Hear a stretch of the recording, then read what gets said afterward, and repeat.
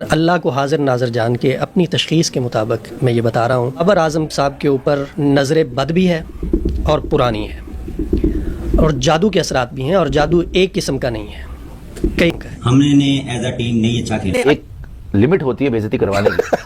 पाकिस्तानियों ने बाबर की इतनी बेइज्जती करी है कि अब वो बेचारा, मतलब वो, उसको कोई फर्क ही। हमारी क्रिकेट टीम को क्यों नहीं है समझ आ रहा कि आप जिस काम के लिए जा रहे हैं वो क्यों नहीं कर रहे आप? फिर मूड खराब कर दिया। नहीं करना है ये क्या बुरी परफॉर्मेंस है बाबर आजम की। मैं इस टाइम ये सोच के एक बात कर रहा हूं, ये नहीं सोचता मैं डिफेंड कर रहा हूं उसको। उसकी 4 साल की कप्तानी के पीछे लोग लगे। ये फिटे हुए सुअर, ठीक है, ये ग्रोसरी वाले, मेरा बस नहीं चलता, यकीन करो मैं वहां होता ना, मैं बेल्टे मार मार के ना इनके बदन सुझा देता। दंद कट रहे हैं।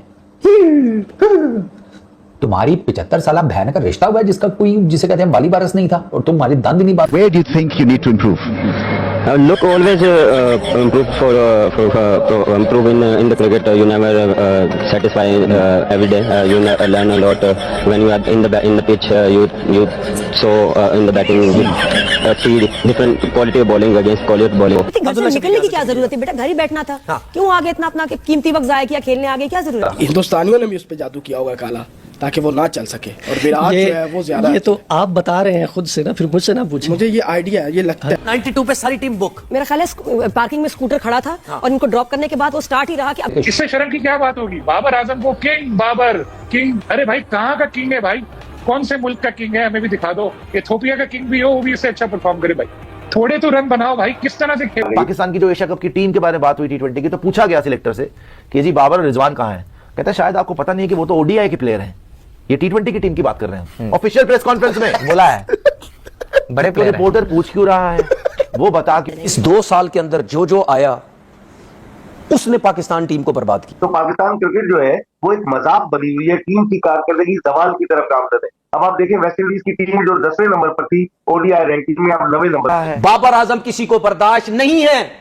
बाबर आजम पैसा कमा रहा है, किसी को बर्दाश्त नहीं है। कमर्शियल में काम कर रहा है, किसी को बर्दाश्त नहीं है। जिस ग्रोसरी वाले ने सबसे ज्यादा गंद किया है, जो सीनियर प्लेयर्स हैं, वो ही दांत निकाल रहे हैं। मैं तो इनकी शक्लें देख देख के हैरान हो रहा, और वहां पर मुझे गुस्सा। हेलो दोस्तों, स्वागत है आपके अपने YouTube channel the cricket legacy पर। तो जैसा कि आपने आज की हमारी इस वीडियो पे देखा होगा कि किस तरीके से पाकिस्तान में अभी एक ट्रेंड सा बन गया है कि जब से वेस्ट इंडीज़ से हारे हैं, इन लोगों ने इस बात को काफ़ी हाईलाइट किया है कि जब एशिया कप 2022 के अंदर श्रीलंका में बारिश के ब्रेक के बाद इंडियन टीम और पाकिस्तानी टीम ने आपस में बातचीत की थी और विराट कोहली बाबर आजम से मिले थे। कुछ ऐसी बातें चल रही हैं कि जब से ही बाबर आजम का डाउनफॉल शुरू हो गया है। तो आपको क्या लगता है, कितनी सच्चाई है इन बातों के अंदर?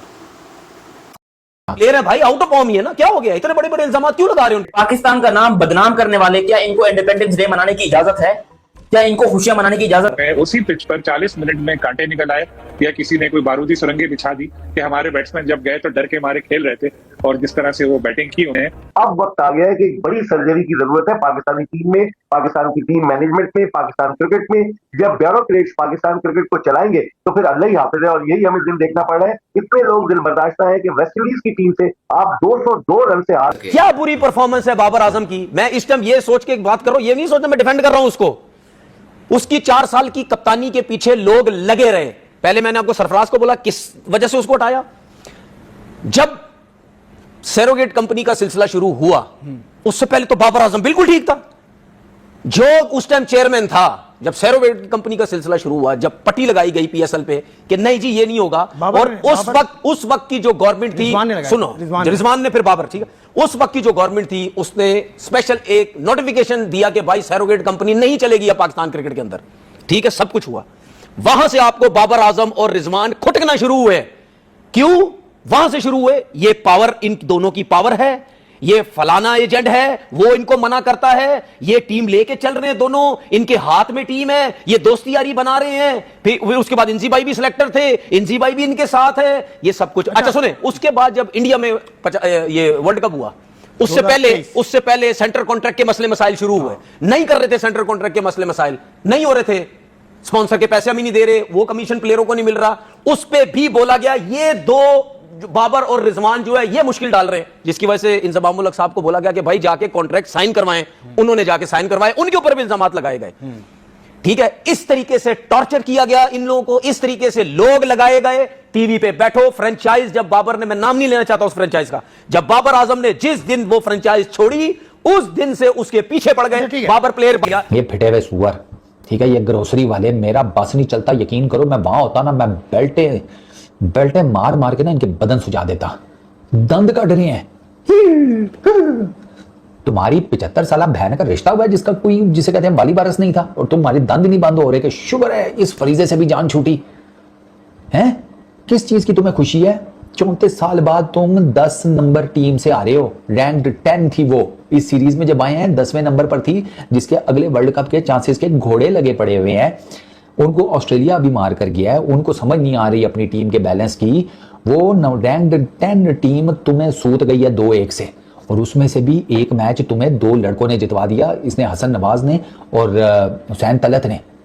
जिस ग्रोसरी वाले ने सबसे ज्यादा गंद किया है, जो सीनियर प्लेयर्स हैं वो ही दांत निकाल रहे हैं। मैं तो इनकी शक्लें देख देख के हैरान हो रहा, और वहां पर मुझे गुस्सा चढ़ा हुआ था।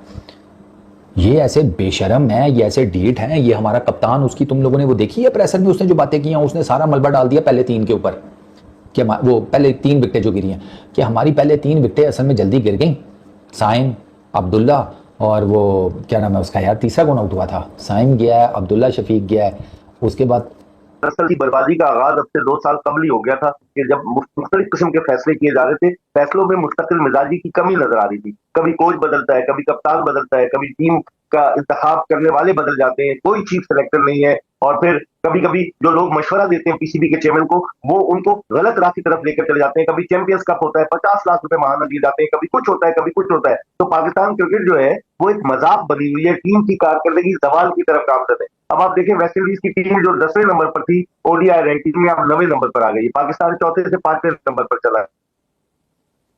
पाकिस्तान टेस्ट में किस पोजीशन पर है सबको पता है, 7वें नंबर पर है। T20 में क्या कारकर्दगी, तो कारकर्दगी बजाय बुलंदी की तरफ जाने के दामी पस्ती की तरफ गामजद है। कौन है इसका जिम्मेदार? कोई तो आ गया है जो जिम्मेदारी कबूल करे, कोई कबूल करने को तैयार नहीं। नशिस्तन गुफ्तन बर्खास्तन वाली बात है कि कुछ दिनों के बाद जख्म मुंजमिल हो जाएंगे, सब भूल जाएंगे। मेरे ख्याल में इस वक्त जिस 9 जून को गुज़िश्ता बरस मोहसिन नकवी साहब ने कहा था कि सर्जरी की जरूरत है, अब वक्त आ गया है कि बड़ी सर्जरी की जरूरत है पाकिस्तानी टीम में, पाकिस्तान की टीम मैनेजमेंट में, पाकिस्तान क्रिकेट में। जब ब्यूरोक्रेट्स पाकिस्तान क्रिकेट को चलाएंगे तो फिर अल्लाह ही हाफिज है, और यही हमें दिन देखना पड़ रहा है। इतने लोग दिल बर्दाश्त है कि वेस्ट इंडीज की टीम से आप 202 रन से हार रहे हैं, जो पाकिस्तान के लिए बड़ी। हमारी क्रिकेट टीम को क्यों नहीं है समझ आ रहा कि आप जिस काम के लिए जा रहे हैं वो क्यों नहीं कर रहे आप? फिर मूड खराब कर दिया। नहीं करना है, ये बात तो करनी है। अच्छा, वो मैंने आपसे कहा था 0090 क्या था वो? पता नहीं क्या था। हाँ, वो कहता है वो पिन कोड है, पिन है आपका। हाँ, ये देखे ना आप, 0090 कितना एक इसका रिदम आ रहा है। हाँ। साइम अयूब 0, ओके, असद शफीक 0, वाह, बाबर आजम 9, वाह, मोहम्मद रिजवान 0। मैं कह रही थी घर से निकलने की क्या जरूरत है बेटा, घर ही बैठना था। हाँ। क्यों आगे इतना अपना कीमती वक्त जाया किया, खेलने आगे क्या जरूरत थी? अब्दुल्ला शफीक 0, साइम अयूब 0, बाबर आजम 9, रिजवान 0, आगा 30, नवाज 13, और यूं 92 पे सारी टीम बुक। मेरा ख्याल है पार्किंग में स्कूटर खड़ा था। हाँ। और इनको ड्रॉप करने के बाद वो स्टार्ट ही रहा कि अभी आ जाएंगे। ऐसी धुलाई की है ना वेस्ट इंडीज ने आपकी, ऐसी जबरदस्त धुलाई की है, शायद होप को याद रखेंगे आप कि सारी। जी हाँ, तो दोस्तों जैसा कि आपने आज की हमारी इस वीडियो में देखा होगा कि किस तरीके से पाकिस्तानी ओडीआई टीम एक्सपोज हुई है वेस्ट इंडीज़ के सामने, क्योंकि वेस्ट इंडीज़ एक ऐसी टीम है जो कि लॉन्ग फॉर्मेट में सस्टेन नहीं कर पाती। T20 में उन्हें माना जाता है, लेकिन उनकी जो T20 टीम है वो भी इतनी कुछ ख़ास नहीं प्रदर्शन करती, लेकिन लॉन्ग फॉर्मेट में वो बिल्कुल अच्छा नहीं खेलते। पाकिस्तान ने उनके ख़िलाफ़ भी एक हिस्टोरिकल ओडीआई सीरीज़ हरवा कर ये रिकॉर्ड अपने नाम कर दिया। ओडीआई सीरीज़ में प्रदर्शन ना करने की वजह से बाबर आजम और रिजवान दोनों इस बात पर काफ़ी क्रिटिसिज्म का सामना है उनको कि उन्होंने प्रदर्शन नहीं दिखाया, क्योंकि बाबर आजम ने 2 दफ़ा 10 से नीचे स्कोर किया और एक दफ़ा कोई 40 स्कोर किया, क्योंकि ओडीआई के अंदर स्कोर लंबा करना होता है और चेस पर भी जाना होता है। बाबर आजम को काफ़ी रुतबा मिलता है पाकिस्तान में, उनकी काफ़ी वाह की जाती है, लेकिन जब एक्सपेक्टेशंस एक खिलाड़ी से होती हैं उसे उस एक्सपेक्टेशन पे उतरना चाहिए, क्योंकि उसकी आवाम, उसकी पब्लिक, उनकी मीडिया, उनका बोर्ड उस बड़े प्लेयर पे रिलाय करते हैं कि ये जब भी कोई मुश्किल यहाँ पर भी टीम मुश्किल में होगी तो ये प्रदर्शन करके हमारी टीम को बचा लेगा बेइज्जती होने से। लेकिन ये मिसाल हम विराट कोहली को देते हैं हर दफ़ा, क्योंकि वो एक ऐसे प्लेयर हैं जब भी कभी 3 विकेटें 4 विकेटें गिरती हैं तो वो नीचे से आके इस तरीके के क्लास बारी खेलते थे, चाहे वो चेस रन कर रहे हों, ODI हो, T20 हो या टेस्ट मैच हो, वो किसी भी कंडीशन के अंदर खेल लेते हैं। बाबर आजम से भी यही एक्सपेक्टेशंस की जाती हैं कि वो अच्छा खेलेंगे। ये सोचकर 2 से 2.5 साल हो चुके हैं कि बाबर आजम ने कोई भी एक ऐसी इनिंग्स नहीं खेली जिससे पाकिस्तानी टीम को फ़ायदा हुआ हो और उन्होंने मैच जितवाया हो। इसके बारे में आपका क्या कहना है कि क्या बाबर आजम वाकई ही कुछ क्लास रखते भी हैं या सिर्फ ये हवा बना हुआ है? अपनी राय कमेंट सेक्शन में ज़रूर दीजिएगा और वीडियो को लाइक ज़रूर कीजिएगा, क्योंकि आपका एक लाइक हमारे लिए मोटिवेशन होता है। Thank you so much.